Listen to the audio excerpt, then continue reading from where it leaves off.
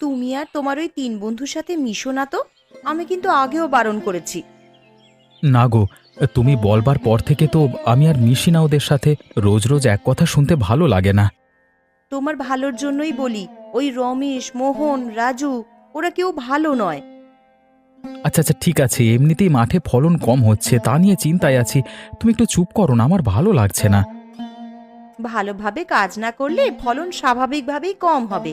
ভালোভাবে বেশি কাজ করলে তবে তো ফলন বেশি হবে। একটা মানুষ কত কাজ করবে শুনি? আমি বুঝি কাজ করি না, সারাদিন ঘরে বসে থাকি? হ্যাঁ, একদম রাগ দেখিয়ে কথা বলবে না, এই আমি বলে দিলাম। আচ্ছা ঠিক আছে, তুমি বসো। আমি গেলাম মোড়ল মশাইয়ের কাছে। ধানগুলো বিক্রি করতে হবে, ধানের বস্তাগুলো ভ্যানে তুলি।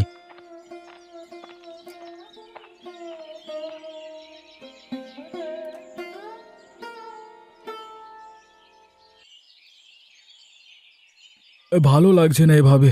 আগে কত ফলন হতো, কত কত টাকা উপার্জন হতো, আর এখন এই 10 বস্তা ধানে কি হবে, কত টাকাই বা পাবো?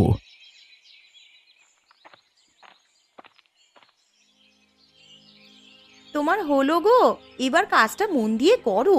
দেখেছো ফলন কতটা কমে গেছে। এই রকম চলতে থাকলে আমাদের ভবিষ্যৎ সুরক্ষিত হবে কিভাবে বলো তো? দেখো গিন্নি, আগে আমরা 3 বন্ধু মিলে কত সুন্দর চাষ করতাম, তুমি বারণ করে দিয়েছো।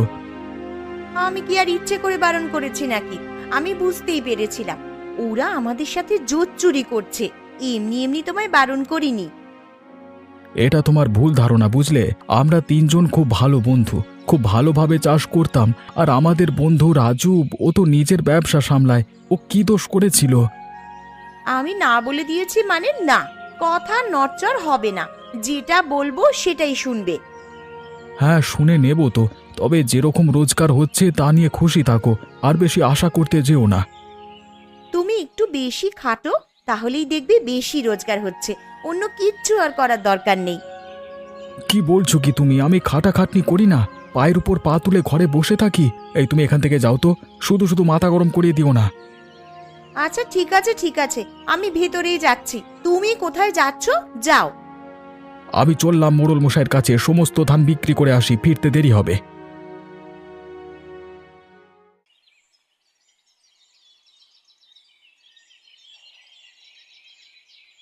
গিন্নি, আমার ব্যাগপত্রগুলো গুছিয়ে দাও তো।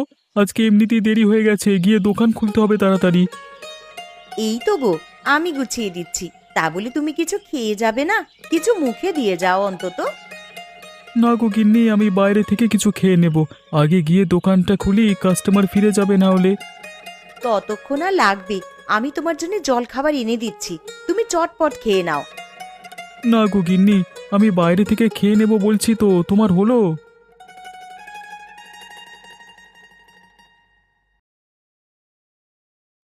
রাজু, তুমি তো সকাল থেকে কিছুই খেলে না।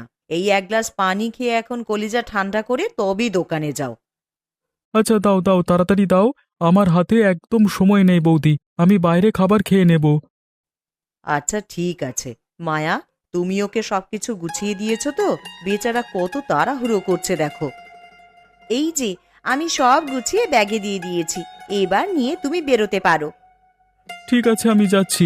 দুপুরবেলায় আসবো, তখন খাবো, এখন কেমন? এবার কিন্তু খুব রেগে যাব। যাচ্ছি বলতে নেই, বলো আসছি। আচ্ছা বাবা, আমি আসছি। এবার খুশি তো? আমি বের হলাম, কেমন? হ্যাঁ, সাবধানে যেও। আর দুপুরে খাওয়ার সময় তাড়াতাড়ি চলে এসো।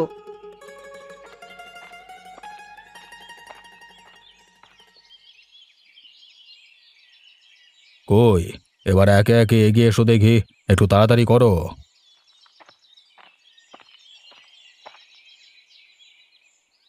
এই যে মোড়ল মশাই, আমি আপনার গোডাউনে 15 বস্তা ধান দিয়েছি, সেই হিসেবে আমাকে টাকা দিবেন? হ্যাঁ। আচ্ছা, তোমার 15 বস্তা ধান অনুযায়ী তোমার হচ্ছে 1500 টাকা। এই নাও ধরো। আর একটু দাঁড়াও পাশে, তোমার সাথে কথা আছে। আচ্ছা ঠিক আছে বাবু। পরে কে কে আছো? রাহুল, এগিয়ে এসো। তোমার কত বস্তা ধান আছে?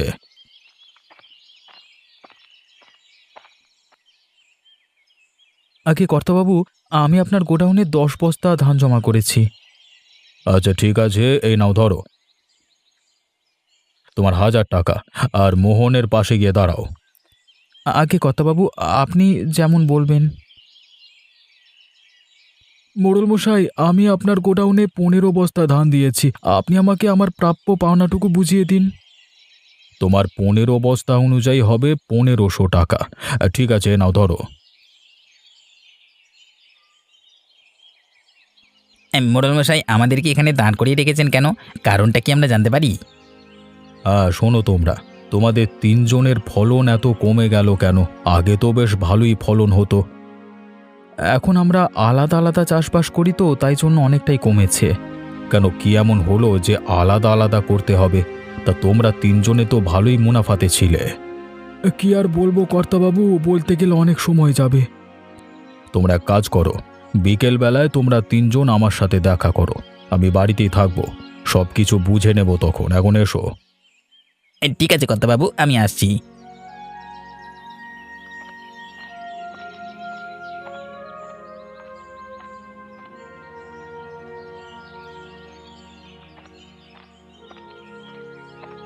গিন্নি, আমি চলে এসেছি, আমাকে একটু পানি দিয়ে যাও তো। আমি এখন রান্না করছি, এখন যেতে পারবো না। ঘরের কোণে কলসিতে পানি রাখা আছে, নিয়ে খেয়ে নাও। এক গ্লাস পানি চাইলাম, সেটাও দেওয়া যায় না নাকি? তুমি কি এমন রাজকার্য করে এলে যে তোমার জন্য আমাকে ছুটে ছুটে যেতে হবে? তোমার এত বড় কথা! আমি এক গ্লাস পানি চাইলাম, সেটাও দেওয়া যায় না? রোদে এত খাটাখাটনি করে তারপরে যদি এরকম ব্যবহার পাই, কিচ্ছু বলবার নেই, বুঝলে? এর থেকে ভালো ব্যবহার আমি করতে পারবো না, বুঝতে পারলে? যা করার করে নাও। কি দুর্দশা হলো! পানি চাইলে তো পানিও দিচ্ছে না। সত্যি কি আর করবো, আমার ভাগ্যটাই খারাপ করা।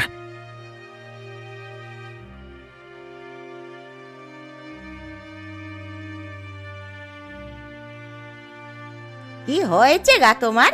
এত চিৎকার চেঁচামেচি কেন? একটা কথা বললাম, সেটা শোনা যায় না? দেখো, এসব কথা বলতে আর আমার ভালো লাগছে না। তুমি চুপ করো তো। আমি একটু শোবো, আমার ভালো লাগছে না। বিকেলে আবার মোড়ল মশাই দেখা করতে বলেছে। তুমি যাও, যাও, ভালো লাগে না। আচ্ছা আচ্ছা, ঠিক আছে। আমাকে রাগ দেখাচ্ছ তো? ঠিক আছে। আমাকে মাফ করো, আমি কাউকে রাগ দেখাচ্ছি না। দয়া করে একটু শান্তি দাও, আমি ঘুমাতে দাও না।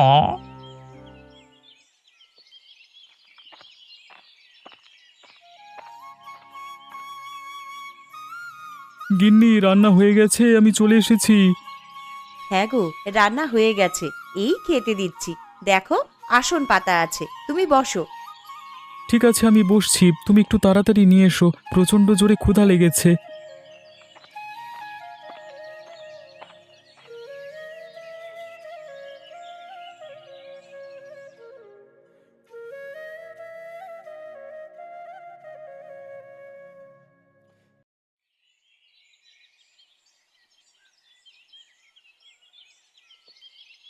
ক্ষুধা তো লাগবেই, সকাল থেকে তো কিছুই খাওনি, না খেয়েই বেরিয়ে গেলে। আমার জানা আছে তুমি কত দোকান থেকে কিনে খাও।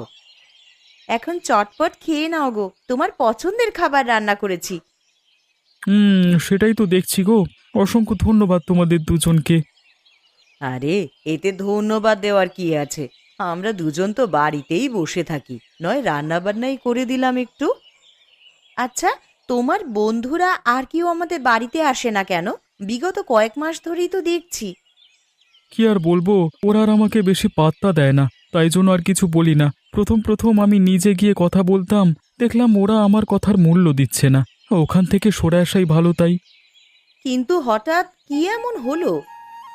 সেটা তো জানি না, তবে আমাদের 4 বন্ধুর মধ্যে অনেকটা দূরত্ব সৃষ্টি হয়েছে। কেউ আর কারোর সাথে ঠিকমতো কথা বলে না, এইটুকু দেখছি।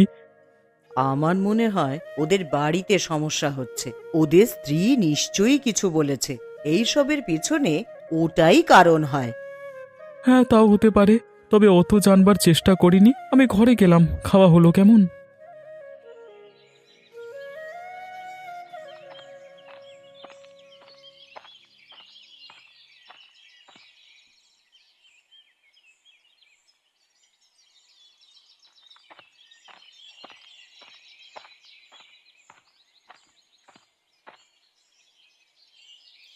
কর্তাবাবু, ও কর্তাবাবু, বাড়িতে আছেন? আমরা এসেছি, আপনি ডেকেছিলেন। আরে হ্যাঁ, সকলে ভেতরে এসো। আমি বসে আছি আর উঠে যেতে পারছি না। আচ্ছা মোড়ল মশাই, আমরা যাচ্ছি আপনার কাছে, আপনি বসুন।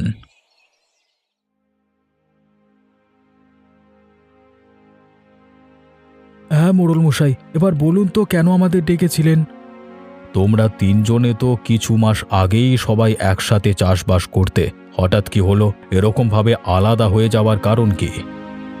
সত্যি কথা বলতে আমাদের বাড়ির ব্যবসা, আমরা তিনজনে একসাথে চাষবাস করাটা মানে আমাদের গিন্নির পছন্দ নয় আর কি। মানে রাহুল, তোমার বাড়িতে এরকম সমস্যা, আমার বাড়িতেও তো একই সমস্যা। শুধু তোমাদের দুজনের বাড়িতে নয়, আমার বাড়িতেও একই পরিস্থিতি। বুঝতে পারলাম। তোমরা তিনজন এক কাজ করো, আবার সবাই একসাথে যেমন চাষ করতে সেরকমই চাষবাস করো। তোমরা নিশ্চয়ই বুঝতে পেরেছ নিজে থেকে কাজ করলে কতটা বেশি পরিশ্রম করেও কত টাকা কম পাচ্ছ। সে আবার বুঝবো না, হারে হারে টের পাচ্ছি। এত কষ্ট করে মোটে 10-15 বস্তা ধান যদি মানে আপনার হাতে দিতে পারি, তাহলে এভাবেই সংসার চলবে। এটা বলবার জন্যই তোমাদেরকে ডেকেছিলাম। তোমরা বাড়িতে নিজেদের স্ত্রীকে বোঝাও, আর না বুঝলেও অন্য কিছু করতে যেও না। হয়তো 2-3 দিন ঝামেলা হবে, পরে দেখবে সব ঠিক হয়ে গেছে। আগে মোড়ল মশাই, আপনি যেমন বলবেন তেমন হবে। আমরা বাড়ি গিয়ে বোঝাবো আমাদের স্ত্রীকে। এই তো, তোমরা কি সুন্দর বুঝে গেছো। ঠিক আছে, এখন যাও। পরের ফসলটা আমি তোমাদের থেকে অনেকটাই আশা করছি। আগে কথা বাবু, তাহলে চললাম আমরা।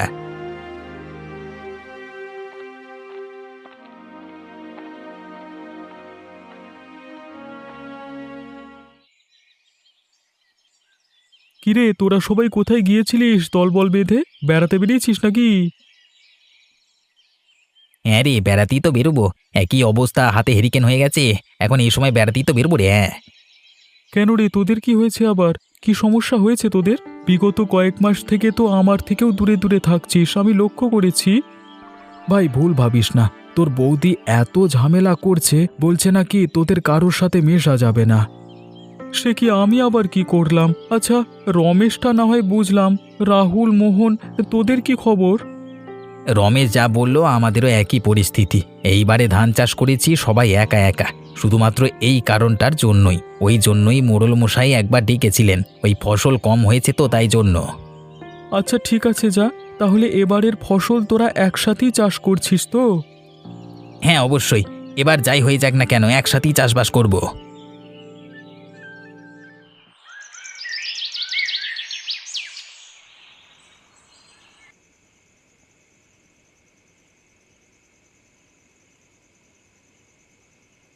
বলি, কি ব্যাপার গো তোমার?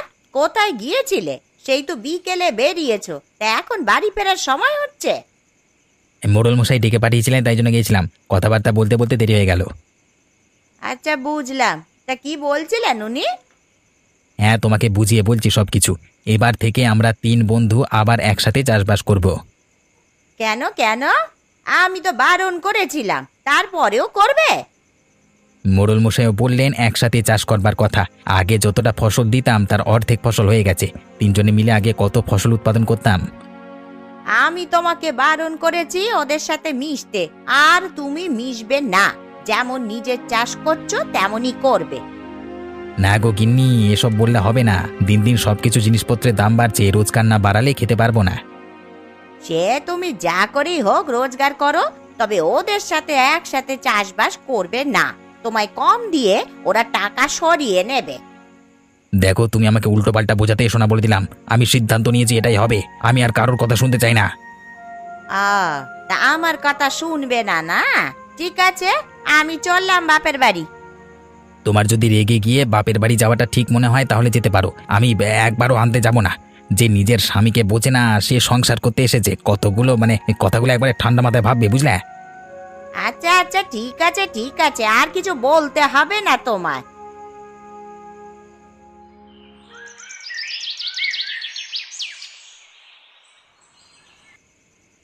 বুঝলে গিন্নি, এবারের ফসল অনেক কমে গেছে, তাই বেশি টাকা মোড়ল মশাই থেকে আনতে পারিনি। কম জিনিস দিলে কম টাকাই দেবে, কম জিনিস দিয়ে তো আর বেশি টাকা দেবে না। হ্যাঁ, তুমি একদম ঠিক বলেছ। এই জন্যই আমরা আবার একসাথে চাষ করব। একদম নয়, তোমাকে ঠকিয়ে তোমার ওই 2 বন্ধু মোহন আর রমেশ বেশি মুনাফা লাভ করে নেবে। ওরা খুব চালাক চতুর বাপু। হাসালে গিন্নি, হাসালে। আমাদের বিয়ে হয়েছে তো কমাস হলো। কত বছর ধরে আমরা একসাথে চাষ করছি, 3 জন 3 জনের উপর নির্ভরশীল ছিলাম। তুমি এখন বলছো আমাকে ঠকাবে? কি দরকার আছে একসাথে চাষ করার? একা একা চাষ করছো তো ভালোই তো চাষবাস হচ্ছে। নিজের মতন করে করে নিতে পারছো তো।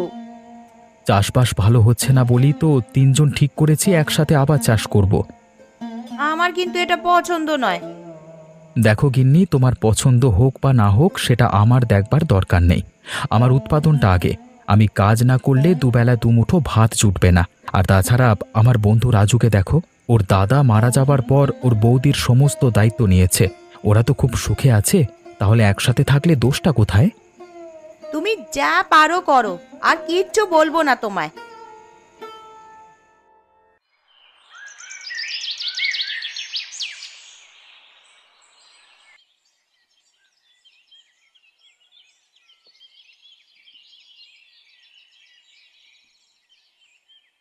আরে আরে, কাউকে কিছু না বলি যে ভেতরে ঢুকে আসছো, কি ব্যাপার?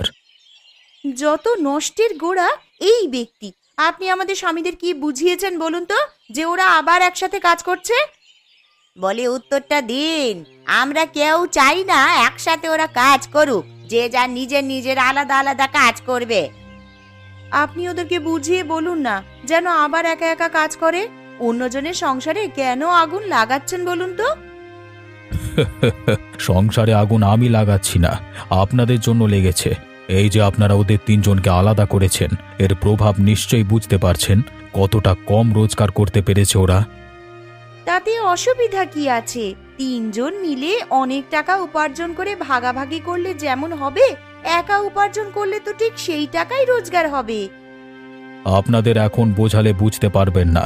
আপনারা ঠিক 2 মাস পর যেদিন এখানে ফসল নেওয়া হবে চলে আসবেন, সব কিছু বুঝতে পেরে যাবেন। এইবারটা ওদেরকে একসাথে চাষ করতে দেন। আচ্ছা ঠিক আছে, আমিও দেখব কত টাকা বেশি ইনকাম করে। সামান্য আপনাদের উদাহরণটাই দেখুন না, তিনজনে মিলে জোট বেঁধে আসায় আপনাদের ক্ষমতা কতটা বৃদ্ধি পেয়েছে। নিশ্চয়ই ওরা তিনজনে কাজ করলে ওদের ক্ষমতাটাও বৃদ্ধি পাবে, রোজগার বেশি হবে। সব বিষয়ে এত হিংসে করলে হয় না। আচ্ছা আচ্ছা, এই এখন আমরা চললাম। 2 মাস পর দেখা যাবে কার কথাটা ঠিক হয়।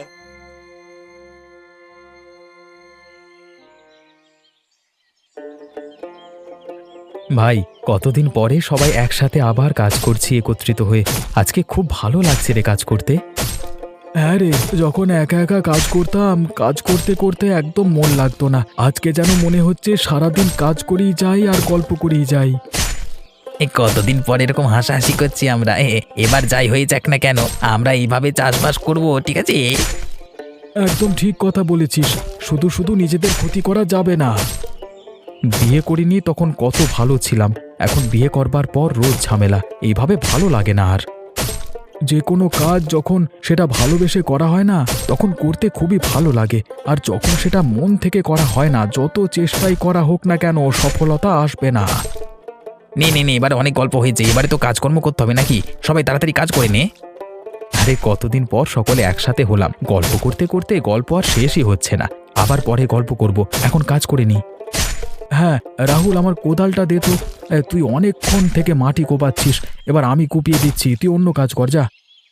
আচ্ছা ঠিক আছে, তাহলে তুই এই কাজটা করে নে, আমি মোহনের সাথে হাত লাগাচ্ছি।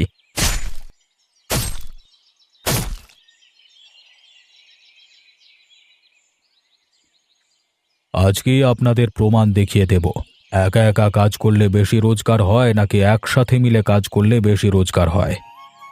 দেখার জন্যই তো এসেছি। কোথায় গেল? এখনো আসছে না কেন? আরে চলে আসবে চলে আসবে, অত তাড়াহুড়ো করলে হবে? আপনারা ধৈর্য ধরে একটু দাঁড়ান।